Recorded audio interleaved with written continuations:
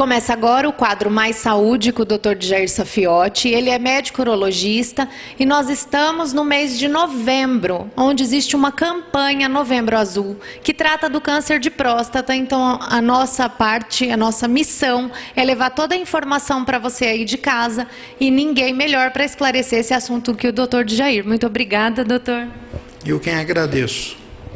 Hoje, o câncer de próstata é um tema que está muito em alta. E o que é o câncer de próstata? O câncer de próstata ocorre múltiplas divisões celulares e não para mais essa divisão. Então, essa divisão, essa multiplicação da célula, ela não para, e aí já fica instalado o câncer. Na verdade, todo homem nasce programado para ter o câncer de próstata. Ele só não tem porque ele tem os genes protetores, P23, P53, RB, P21, são os genes protetores.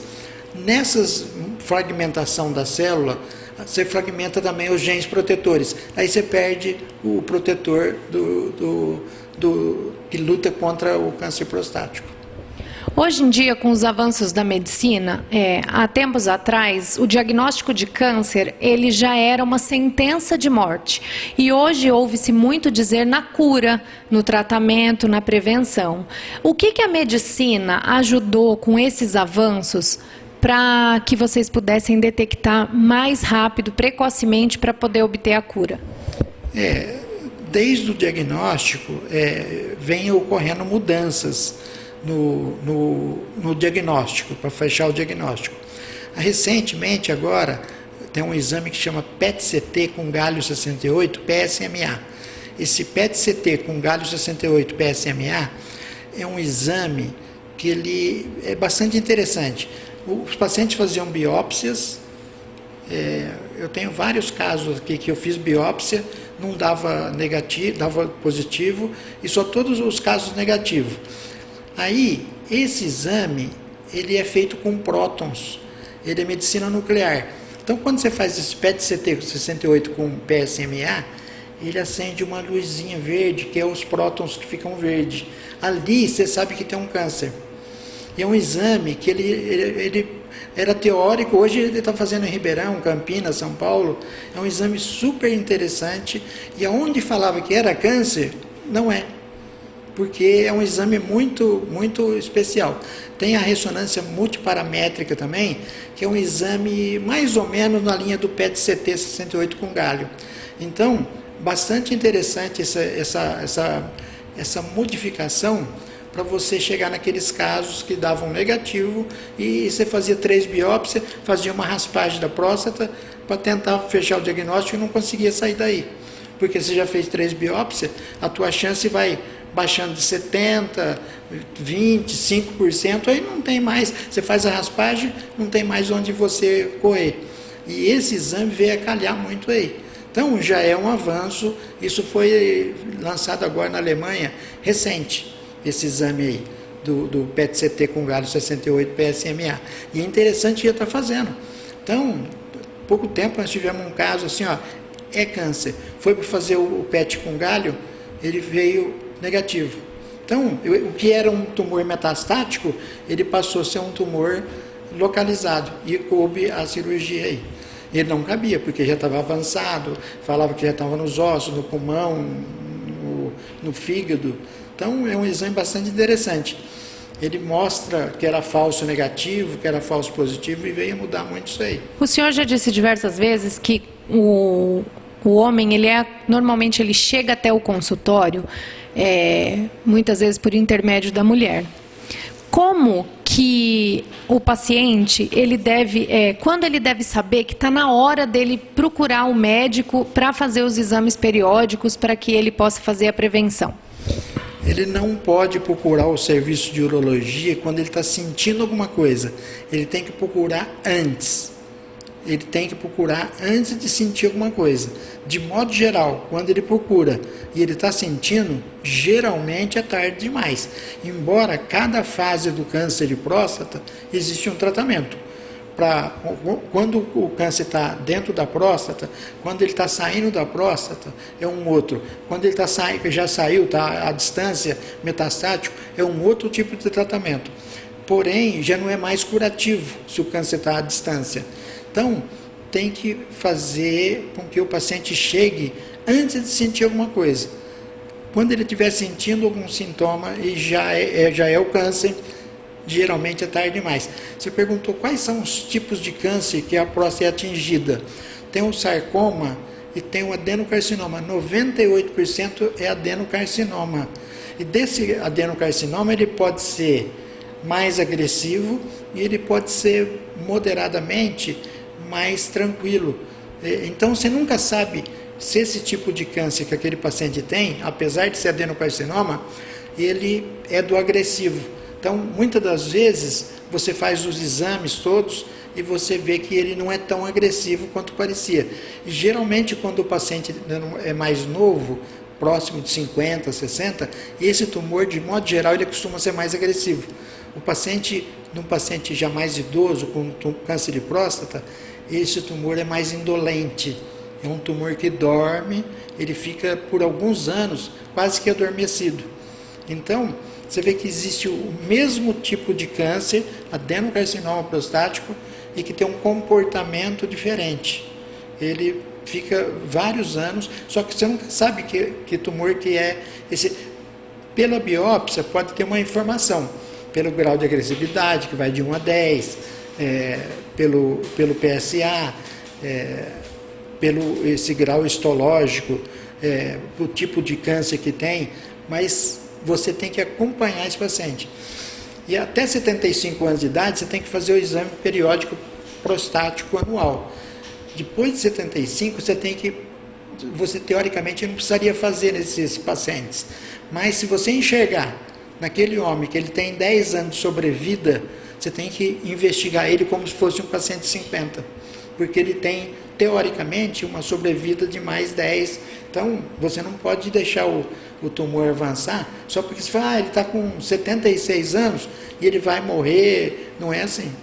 Você tem que enxergar que ele tem uma saúde boa e ele tem uma perspectiva de mais 10 anos de sobrevida.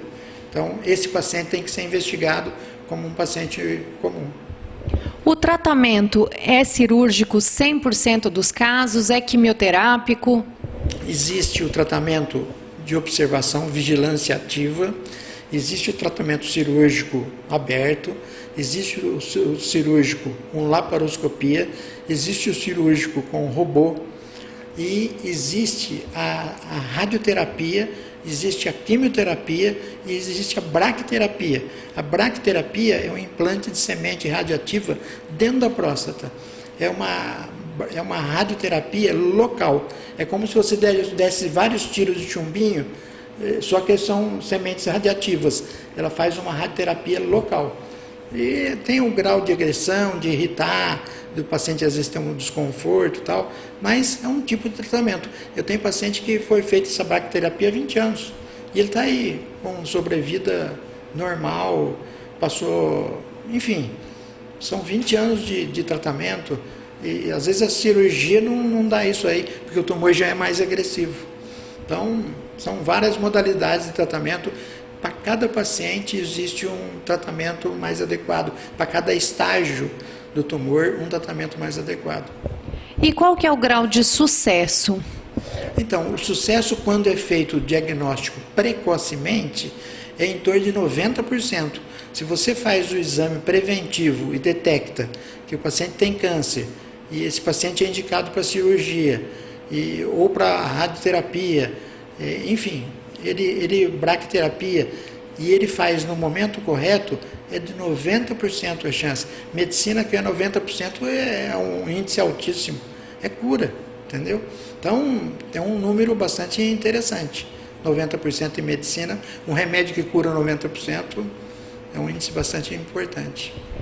Nós estamos hoje em 2019 e o avanço tecnológico facilitou a medicina, o trabalho da medicina, o trabalho dos médicos em termos cirúrgicos e, como o senhor falou que existe o exame que já é muito avançado, tem algum outro fator que facilitou a vida dos médicos? Eu acho que a cirurgia robótica ela é muito interessante. Por exemplo, em Ribeirão está fazendo cirurgia robótica.